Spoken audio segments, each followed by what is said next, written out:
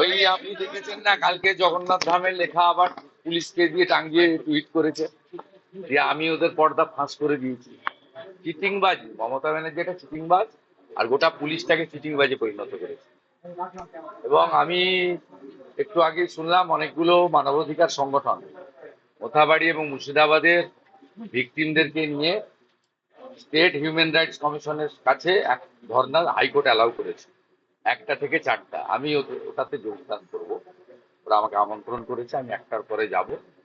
এবং মুখ্যমন্ত্রী তো ধুলিয়ান সম্ভবত যাননি, হেলিকপ্টার ছাড়া চলেন না, মাঠে নাকি জল জমে গেছে। তা যিনি খাতায় কলমে কংগ্রেসের এমএলএ, কিন্তু ওনার দলের তো হয় বিচিত্র দেশ, বাইরন বিশ্বাসের ফ্যাক্টরিতে চেক বিতরণ করবেন।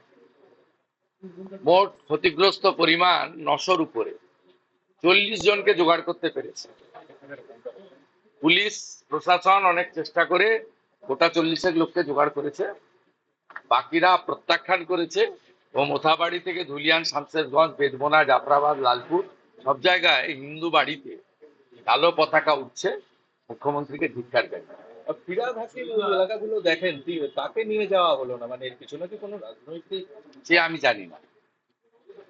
জানি না ফিরাদ হাকিমকে কেন নিয়ে যাননি, কবে নিয়ে যাবেন, সেটা আমি বলতে পারি। মানবাধিকার কমিশনের ভূমিকা কিভাবে দেখেন? গত কয়েক বছর ধরে মানবাধিকার কমিশনের ভূমিকা, লাস্ট অশোক গাঙ্গুলির ভূমিকা দেখেছিলাম, তারপর থেকে তো মানবাধিকার কমিশন রাজ্যে আছে বলে জানা নেই।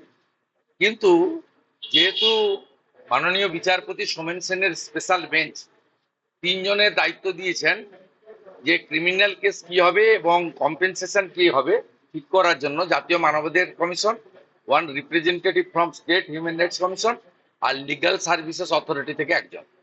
সেই কারণে ভিকটিম পরিবাররা কালকেই সব কলকাতায় চলে এসেছিলেন, মোথাবাড়ি, ধুলিয়ান, মুর্শিদাবাদ, শামশেরগঞ্জে। তারা হাইকোর্টে আবেদন করেছিলেন যে 3টের সময় স্টেট হিউম্যান রাইটস কমিশন তাদের 5 জনকে ডেকেছে, তারা ধর্ণা দিতে চান।